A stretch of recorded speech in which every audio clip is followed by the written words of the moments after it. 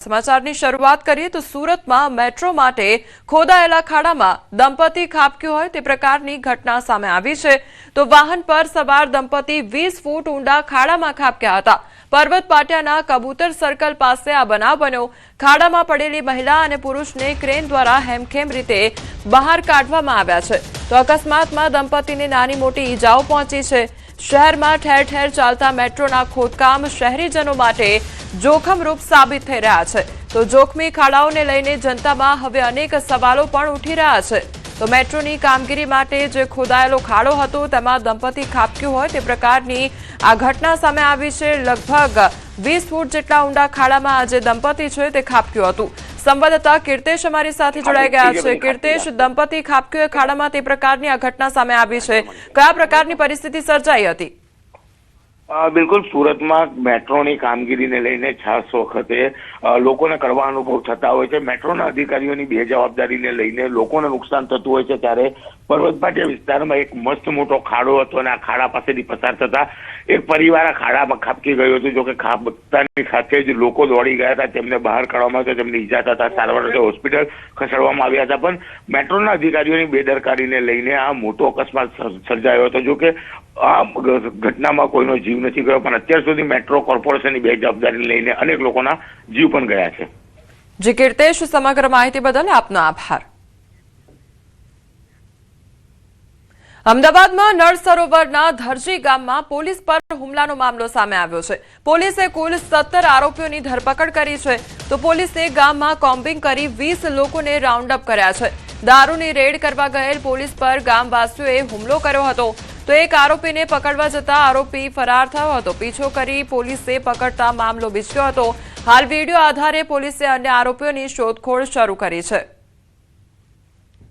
તારીખ 27ના રોજ જ્યારે નળ સરોવર પોલીસ સ્ટેશનના કર્મચારીઓ વિસ્તારની અંદર ધરજી ગામની અંદર રેડ કરવા જાય છે ત્યારે ગ્રામ્યજનો સાથે ઘર્ષણનો બનાવ બનેલો છે। તે અન્વયે ટોટલ 17 આરોપીઓની ધરપકડ કરવામાં આવેલી છે। આ ઉપરાંત સીસીટીવી ફૂટેજ, વિડીયો ફૂટેજીસ અને ટેકનિકલ સોર્સિસના આધારે જે અન્ય આરોપીઓ છે તેમને આઈડેન્ટિફિકેશન અને ધરપકડ કરવાની પ્રક્રિયા ચાલુમાં છે। પ્રાથમિક તપાસની અંદર કોઈ પ્લાનિંગ હોય એવું તેવું જણાઈ આવતું નથી, પરંતુ જે ગામની અંદર માતાજીના માંડવાનો બનાવ હતો તે દરમિયાન લોકો ગામની અંદર એકઠા થયેલા હતા અને અચાનક લોકો ઉશ્કેરાઈ અને આ બનાવ પામેલ છે। સુરતના ઉત્તરાયણમાં પ્લોટના ડખામાં પોલીસની હાજરીમાં જ ધીંગાણું સર્જાયું। મહિલાઓ સહિતના 2 પરિવારો સામસામે આવી ગયા। મારામારી અને ઘરમાં તોડફોડના વિડીયો વાયરલ થયા છે। પ્લોટ 1 અને દાવેદારો 2 હોવાથી વિવાદ સર્જાયો છે। પોલીસ તપાસ કરવા ગઈને મામલો બીચક્યો હતો તો પોલીસે બંને પક્ષો વિરુદ્ધ ગુનો નોંધી આગળની તપાસ હાથ ધરી છે। તો 2 પરિવારો વચ્ચે બબાલ સર્જાઈ હોવાનો મામલો સામે આવ્યો છે અને તે અંગેનો વિડીયો પણ વાયરલ થયો છે કે જેમાં તોડફોડ કરવામાં આવી હતી। પ્લોટના મામલે મારામારી થઈ હતી, બોલાચાલી થઈ હતી અને ત્યારબાદ પોલીસ ઘટનાસ્થળે પહોંચી આવી હતી અને મામલો થાળે પાડવાનો પ્રયાસ હાથ ધરવામાં આવ્યો હતો તો પોલીસ દ્વારા વધુ તપાસ હાથ ધરવામાં આવી રહી છે। રાજકોટમાં 2 સગીર સાથે સૃષ્ટિ વિરુદ્ધનું કૃત્ય આચરવામાં આવ્યું છે। રાજકોટની એક શાળામાં બનાવનો આરોપ લગાવવામાં આવ્યો છે। જમવાની લાલચ આપી સૃષ્ટિ વિરુદ્ધનું કૃત્ય આચરવામાં આવ્યું। 2 યુવકોએ શોષણ કર્યાનો આક્ષેપ કરવામાં આવ્યો છે તો હાલ પોલીસે વધુ તપાસ શરૂ કરી છે તો જમવાની લાલચ આપીને સૃષ્ટિ વિરુદ્ધનું કૃત્ય આચરવામાં આવ્યું હોય તે પ્રકારનો આક્ષેપ કરવામાં આવી રહ્યો છે। દાહોદ જિલ્લા ભાજપ મહિલા મોરચાના ઉપપ્રમુખે રાજીનામું આપ્યું છે। રમીલાબેન રાવતે પોતાના હોદ્દા પરથી રાજીનામું આપી દીધું છે તો જિલ્લા ભાજપ પ્રમુખ સ્નેહલ ધરિયાને પોતાનું રાજીનામું સોંપવામાં આવ્યું છે। રમીલાબેન રાવતે રાજીનામું આપતા અનેક ચર્ચાએ જોર પકડ્યું છે। મહત્વનું છે કે રમીલાબેન રાવતે માત્ર મહિલા મોરચાના જિલ્લા ઉપપ્રમુખ પદેથી રાજીનામું આપ્યું છે। ભાજપમાં કાર્યકર તરીકે યથાવત છે। સ્થાનિક સ્વરાજની ચૂંટણીઓ પૂર્વે જ સક્રિય હોદ્દેદારોના રાજીનામાથી અનેક તર્ક વિતર્ક સર્જાઈ રહ્યા છે। લીમખેડા તાલુકા ભાજપમાં એક બાદ એક રાજીનામા પડતા આંતરિક વિખવાદની ચર્ચાએ પણ જોર પકડ્યું છે। અમદાવાદ શહેરમાં વધુ એક મહત્વપૂર્ણ ફ્લાયઓવર બ્રિજનું લોકાર્પણ આજે મુખ્યમંત્રી ભૂપેન્દ્ર પટેલના હસ્તે કરવામાં આવ્યું ત્યારે સત્તાધાર 4 રસ્તા ક્રોસિંગ પર બનાવાયેલ 936 મીટર લાંબો અને 4 લેન બ્રિજ અંદાજે 89.81 કરોડના ખર્ચે તૈયાર થયો છે. આ બ્રિજથી ઘાટલોડિયા, સોલા, થલતેજ અને આસપાસના વિસ્તારોમાં ટ્રાફિકની સમસ્યા હલ થશે અને આશરે 1.5 લાખ વાહન ચાલકોને મોટી રાહત મળશે. તેમજ આ પ્રોજેક્ટનો ખર્ચ સ્વર્ણિમ જયંતિ મુખ્યમંત્રી શહેરી વિકાસ યોજના અંતર્ગત મળેલ ગ્રાન્ટ પૈકી કરવામાં આવ્યો છે. તો મુખ્યમંત્રી ભૂપેન્દ્ર પટેલના હસ્તે આ જે બ્રિજ છે તેનું લોકાર્પણ કરવામાં આવ્યું છે. સત્તાધાર 4 રસ્તા પર આ બ્રિજ બનાવવામાં આવ્યો છે અને તેનું આજે લોકાર્પણ કરવામાં આવ્યું છે. વિકાસની ભેટ લોકોને આપવામાં આવી છે. તો બીજી તરફ જે ટ્રાફિકની સમસ્યા સર્જાતી હોય છે તેનાથી લોકોને રાહત પ્રાપ્ત થશે અને લોકોને સરળતા રહેશે. તો બીજી તરફ જે આ તમામ ખર્ચ છે, પ્રોજેક્ટનો જે ખર્ચ છે તે સ્વર્ણિમ જયંતિ મુખ્યમંત્રી શહેરી વિકાસ યોજના અંતર્ગત કરવામાં આવેલ છે. તો તમામ જે વાહન ચાલકો જે આ રસ્તા પરથી પસાર થતા હોય છે તે લોકોને હવે રાહત મળશે, ટ્રાફિકની સમસ્યા દૂર થશે. આજે રાજ્યભરમાં ગુજકેટની પરીક્ષા યોજાઈ રહી છે. 1,36,000 વિદ્યાર્થીઓ પરીક્ષા આપી રહ્યા છે. તો એ ગ્રુપના 58,406 અને બી ગ્રુપના 77,074, જ્યારે એ બી ગ્રુપના 395 વિદ્યાર્થીઓની પરીક્ષા છે. અમદાવાદ શહેર અને ગ્રામ્ય વિસ્તારોમાં મળી 89 બિલ્ડિંગમાં 910 બ્લોકમાં પરીક્ષાનું આયોજન કરવામાં આવ્યું છે. અમદાવાદ શહેર અને ગ્રામ્યમાં 18,000થી વધુ વિદ્યાર્થીઓની પરીક્ષા, તો શહેરમાં 11,754 અને ગ્રામ્ય વિસ્તારમાં 6,352 વિદ્યાર્થીઓ નોંધાયા છે.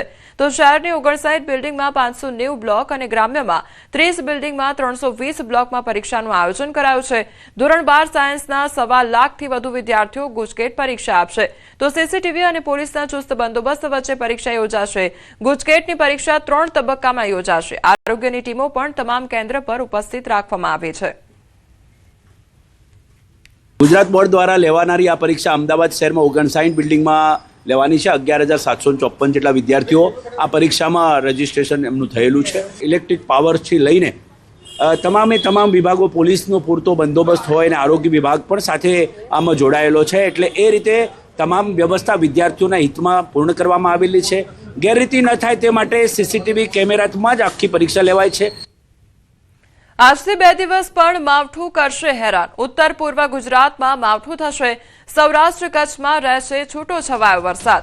તો બનાસકાંઠા, થરાદ, સાબરકાંઠામાં માવઠું થશે. મહેસાણા, અરવલ્લી, દાહોદમાં પણ વરસાદ વરસી શકે છે. ગાંધીનગર, અમદાવાદમાં પણ હળવા વરસાદની આગાહી કરવામાં આવી છે. सौराष्ट्र कच्छ के इलाके भी रहेंगे, लेकिन इस बार उत्तर गुजरात और उत्तर पूर्वी गुजरात भी प्रभावित होंगे. तो यानी कल और परसों हम देख सकते हैं बनासकांठा, थरड, साबरकांठा, महसाना और फिर अगर हम उत्तर पूर्वी गुजरात की तरफ जाए तो अरावली और दाहोद और फिर मध्य गुजरात की तरफ भी आए तो गांधीनगर, हिम्मतनगर, अहमदाबाद के भी कुछ इलाके, ये सभी इलाकों में हम इस राउंड में हल्की से मध्यम थंडरस्टॉर्म के साथ में बारिश देख सकते हैं अगले 2 दिन. હવામાન નિષ્ણાંત અંબાલાલ પટેલનું અનુમાન પણ સામે આવ્યું છે. એપ્રિલમાં પણ રાજ્યમાં પલટાશે વાતાવરણ. પશ્ચિમી વિક્ષેપ આવતા હવામાન પલટાશે. તો મે સુધી પ્રી મોન્સૂન એક્ટિવિટીની સંભાવના વ્યક્ત કરવામાં આવી છે. રાજસ્થાન અને ગુજરાતમાં પલટાશે વાતાવરણ. 60 થી 70 કિલોમીટરની ઝડપે પવન ફૂંકાશે. તો બાગાયતી પાકોને નુકસાન પણ થઈ શકે છે. માત્ર 28, 29, 30માં નહીં, એપ્રિલની 2 તારીખ સુધીમાં અને એપ્રિલમાં એક પછી એક આવતા 25 દિવસોમાં લગભગ 50 થી 60 કિલોમીટર ઝડપના પવનો ફૂંકાવાની શક્યતા પ્રી મોન્સૂન એક્ટિવિટીમાં એપ્રિલમાં પણ દર્શાવે છે. 4 એપ્રિલે 25 વિક્ષોપ આવશે અને 8 થી 16 માં પણ 25 વિક્ષોપ આવવાની શક્યતા રહેશે. એક પછી એક 25 વિક્ષોપ આવતા લગભગ આ વખતે ગુજરાતના હવામાનમાં પણ મોટા પડતા આવશે. પવનની ગતિ એવી રહેશે કે જાણે કાચા મકાનના સાપડા ઉડી જાય. એપ્રિલ માસ ગરમ રહેવો જોઈએ. માર્ચ માસ ગરમ રહ્યો નહીં. પાછલો શરૂઆતમાં ગરમી પડી અને છેક મે સુધી પણ પ્રી મોન્સૂન એક્ટિવિટી થવાની શક્યતા રહેશે. આરબ કન્ટ્રીમાં તો વરસાદ થશે, પણ દેશના ઉત્તરીય પર્વતીય પ્રદેશોમાં તારીખ 28, 29માં ભારે મેઘગર્જના સાથે